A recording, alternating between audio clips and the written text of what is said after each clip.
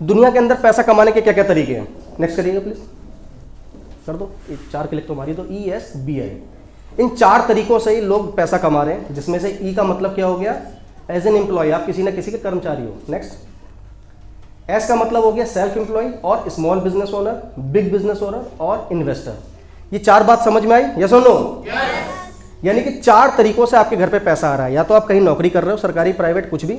दूसरी चीज, या तो आप अपना खुद का काम करते हो, जैसे अगर आप दांतों के डॉक्टर हो तो आप सेल्फ एम्प्लॉयड हो। स्मॉल बिजनेस ओनर, किराना स्टोर, बर्तन की दुकान, कपड़े की दुकान, यानी कि आप अपना आपका कोई स्मॉल बिजनेस है। B stands for big business owner, यानी कि इसका मीन्स क्या बना, बड़ा बिजनेस। बड़ा बिजनेस की परिभाषा क्या है, अगर आपके लिए 500 से ज्यादा लोग काम करते हैं आपकी ऑर्गेनाइजेशन में, तो आप एक बड़ा व्यापार कर रहे हो। 500 लोग आपके अंडर काम कर रहे हैं। और I का मतलब इन्वेस्टर। इन्वेस्टर क्या करते हैं, इन्होंने जो धन दौलत कमाई, अब उस धन दौलत कोई काम पर लगा दिया, वो उनको पैसा कमा के दे रहा है ना।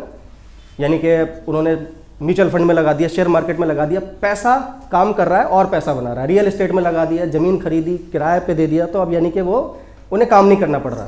तो 4 कैटेगरी हो गई, किसी ना किसी में, या तो आप इसी में होंगे, आपके घर में इन्हीं में से किसी में से इनकम आती होगी। नेक्स्ट करिएगा प्लीज। अब हमें सबसे पहले समझना है, देखिए ये जो लेफ्ट हैंड साइड 2 कैटेगरी मान लेते हैं, लेफ्ट और राइट। इस कैटेगरी के साथ क्या कहानी है, पहली चीज इंडिविजुअल, 3 क्लिक कर दो आप, ठीक, लिमिट एंड एक्टिव इनकम। मैं बात क्या कर रहा हूं, ये 4 लोग हैं, चारों लोग मैं कहता हूं बराबर पढ़े लिखे हैं। इन चारों लोगों ने बहुत अच्छे से मेहनत करी है, बहुत अच्छे से डिग्री लिया, और चारों की कुव्वत बराबर है। केवल इन्होंने प्लेटफॉर्म अलग अलग चुने, इन्होंने कमाई करने के तरीके अलग अलग पकड़े। तो देखो फर्क कहां से पड़ेगा, जो केवल ये E और S हैं, ये लोग जब भी अपना जिंदगी में कोई करियर शुरू करते हैं तो ये अकेले होते हैं। इंडिविजुअल का मतलब अकेले ही शुरू करते हैं और अकेले ही रिटायर होते हैं। दूसरी चीज, इनके पास हमेशा आमदनी की एक लिमिट होती है। लिमिट क्यों होती है, क्यों, क्योंकि अकेला इंसान कितना काम कर सकता है, 8 घंटा, 10 घंटा। तो 8 घंटों की जब लिमिट है, तो इसीलिए आमदनी की भी एक लिमिट होगी।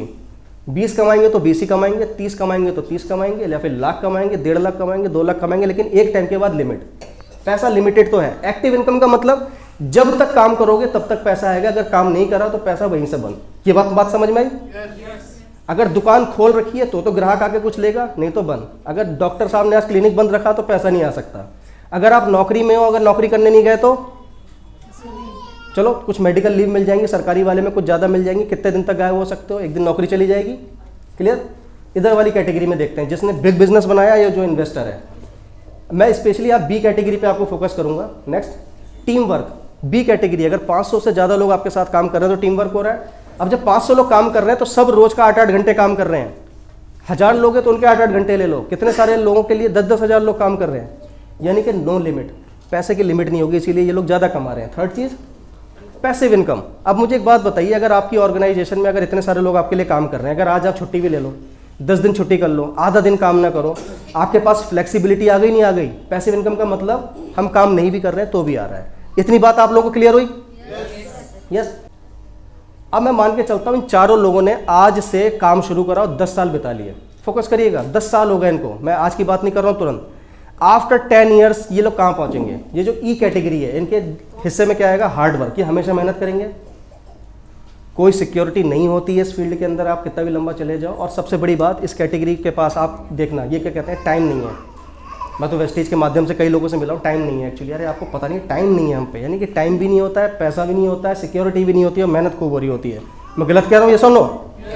S कैटेगरी, जिनकी अपनी दुकान है, अब खुद सेल्फ एम्प्लॉयड है, उनकी क्या कहानी बनी? मैं 10 साल की बात कर रहा हूँ। ये कैटेगरी सबसे ज़्यादा आपको कर्ज में दिखेगी, लार्ज डेप्ट, इनके ऊपर कर्जा है। पर्सनल लोन लिया था, थोड़ा सा इस चीज़ का लोन लिया था, थोड़ा दुकान बढ़ाने के लिए लोन लिया था, कर्जा है। Next, insufficient fund, fund proper नहीं है ये कैटेगरी में। 10 साल बाद की बात कर रहा हूँ, 2 दिन की बात नहीं कर रहा हूँ। और स्ट्रेस और चिंता में है। अभी कोरोना के समय कितनों के बिजनेस चल रहे थे, कितनों के पूरी तरह से बनते, उन्हें यही समझ में नहीं आ रहा था कि अब खुलेगा कि नहीं खुलेगा, हमारा यही काम धंधा में करना था नहीं करना था। देखो, जो लोग इस कैटेगरी में होंगे वो समझ रहे होंगे मैं क्या कह रहा हूँ, फील कर रहे होंगे, तो आपको समझना होगा आज इस चीज़ को। B कैटेगरी पे आते हैं। B कैटेगरी भी पहले दिन से अमीर नहीं है, इसीलिए मैंने बोला 5-10 साल लगा लो, 5-10 साल के बाद कहाँ पहुँचे।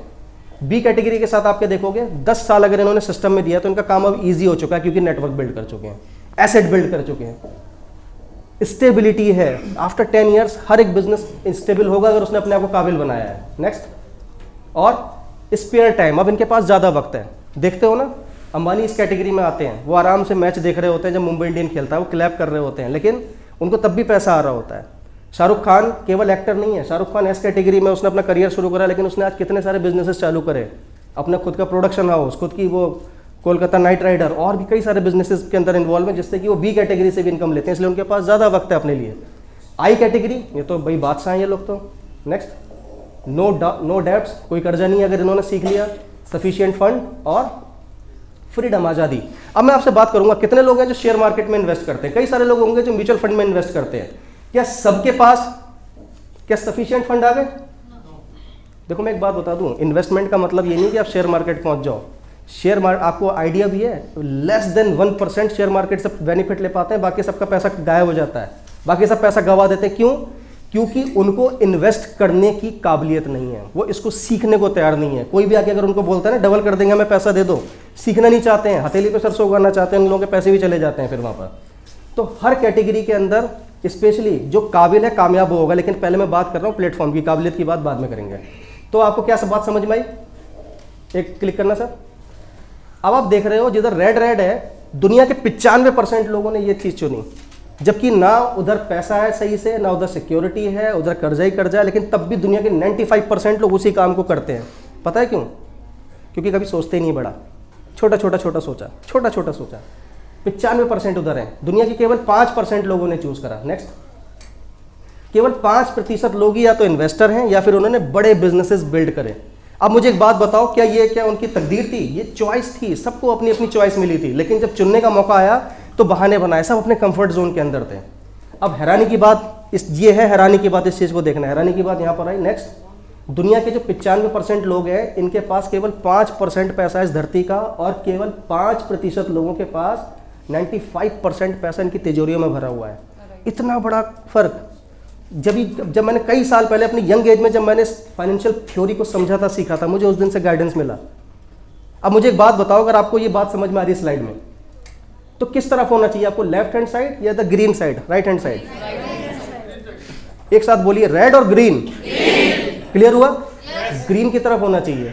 अब एक बात, अब मैं कहूँगा, चलो आज आपने शायद पहली बार ये बात समझी हो। मैंने 21-22 साल की उम्र में मैंने रॉबर्ट कियोसाकी की बुक पढ़ी, मैंने 21-22 साल में इस बात को समझा, और फिर मुझे समझ में आया कि मुझे ग्रीन साइड पर जाना है।